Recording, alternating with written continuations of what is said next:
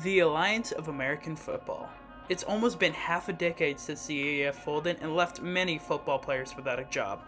Of course, some would get jobs in the NFL and some would sign with other football leagues. Players would make it big because of the AAF, like Atlanta legend kicker Younghoe Koo, who had earned a Pro Bowl with the Atlanta Falcons, and the Orlando Apollo, now Cleveland Brown, Dearness Johnson.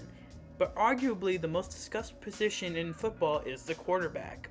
Today I'll be going over all of the quarterbacks that signed with the AAF and where they are now. I'll be splitting between the two conferences in the AAF, the East Conference and the West Conference. Today I will be covering the East Conference, which consists of the Orlando Apollos, Memphis Express, Birmingham Iron, and the Atlanta Legends. AAF quarterbacks. Where are they now?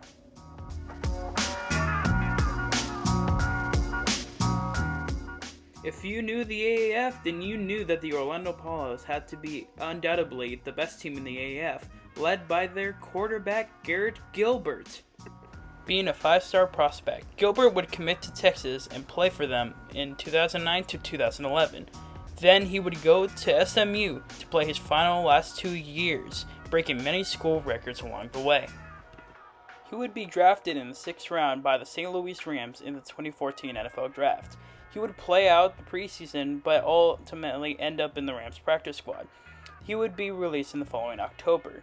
Then he would sign to the Patriots practice squad in December, being in the practice squad of the team that would pick off Russell Wilson in the end zone for a Super Bowl win in the following offseason. After spending time with the Lions and the Raiders, it would be to his stint with the Panthers in 2018, where he would throw his first pass on the field in Week 17. Gilbert would be the 7th pick of the AAF quarterback draft by the Orlando Apollos. Gilbert would start every game with the Apollos. By the time the league folded, Gilbert would lead the league in passing yards, passing percentage, and completions. Shortly after the AAF, Gilbert would sign with the Cleveland Browns, play in the preseason, and earn the backup role behind Baker Mayfield. He would be active in every game that season, attempting 3 passes when on the field and only 3 kneels. With no preseason in 2020, Gilbert would be dropped to 3rd-string quarterback after the Browns signed Case Keenum. Gilbert would be placed on the practice squad to start off that season. The Dallas Cowboys would sign Gilbert to the active roster after Dak Prescott's season-ending injury in Week 5. He wouldn't see any playing time until Week 9, where he would have to suit up for his first career start against the undefeated Pittsburgh Steelers, due to Andy Dalton dealing with a concussion the week before and the rookie Ben DiNucci's poor performance. Gilbert would surprise many, playing a rather good performance against the Steelers, even almost pulling off the upset. After Dalton recovered from his concussion, Gilbert would be the backup for the rest of the 2020 season. Gilbert would start every preseason game for Dallas in 2021, but would be cut for the final roster.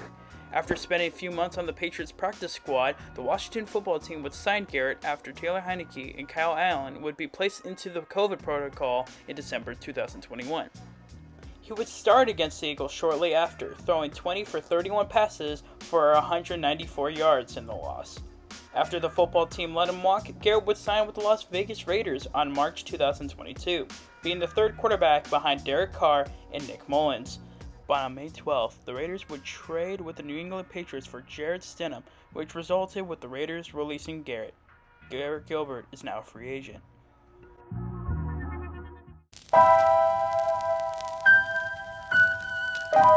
As Gilbert would thrive being the starter for the Apollos, Austin Appleby would be the backup in case things ever would get messy. Being a 3-star prospect, Appleby would commit to Purdue in 2012, where he would be redshirted. The next year, he would only be in 1 game as a reserve player. In 2014, he would compete for the starting role against Danny Antling and David Blau, but fall short in being backup. Appleby would be elevated to starter by Week 6 after Antling going 2-3, giving Darrell Hazel and the Boilermakers their first win of the season, but then lose the next 6 games. He would be the starter for the Boilermakers in 2015, but would be benched for David Blau after leading the team 1-2. Appleby would start 1 more game against Iowa and lose, making Appleby's record in Purdue 2-9. Appleby would request his release from Purdue to explore better education offers. He would attend Florida in 2016, being backup to Luke Del Rio to begin the season. But after an injury to Del Rio, Appleby would take Florida 4-3 and to the SEC Championship, where the Gators lost to the undefeated Nick Saban-led Crimson Tide. Appleby would go undrafted in 2017, signing with the Dallas Cowboys shortly after, until being waived in a month to make room for Zach Dysert. Appleby would sign with the San Antonio Commanders in 2018, but was drafted by the Apollos in the 3rd round. Appleby would only throw one pass for 4 yards in his tenure with the AAF. Appleby would be hired as a quality control coach with Central Michigan after the league folded, but would resign to sign a future contract deal with the CFL Winnipeg Blue Bombers in 2019 to play for the 2020 season. But before the season would start, Appleby would retire playing football in March 2020. Austin Appleby is now currently a wide receivers coach from Missouri State.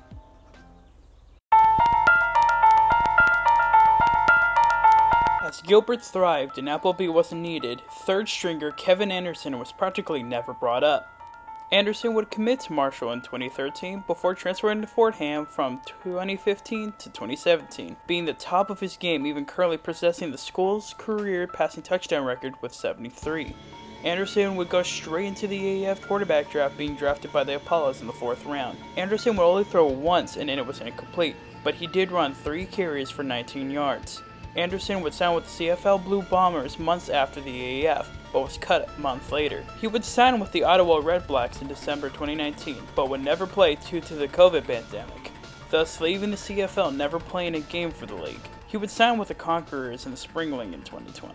Anderson now has a private business called Anderson Passing Academy, where he focuses more on that than actual professional football.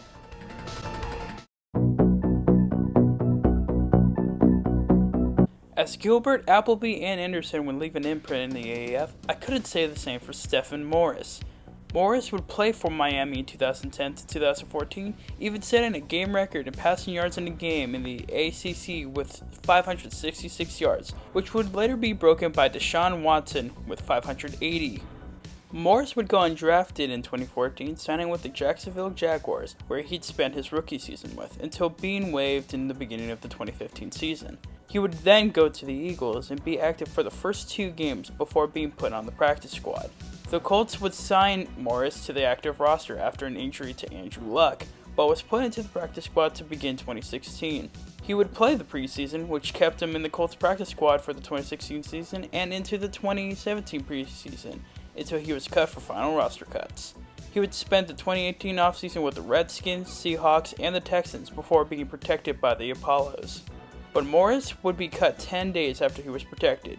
Currently, Stephen Morris is a project field engineer in Miami and is presumably retired from football.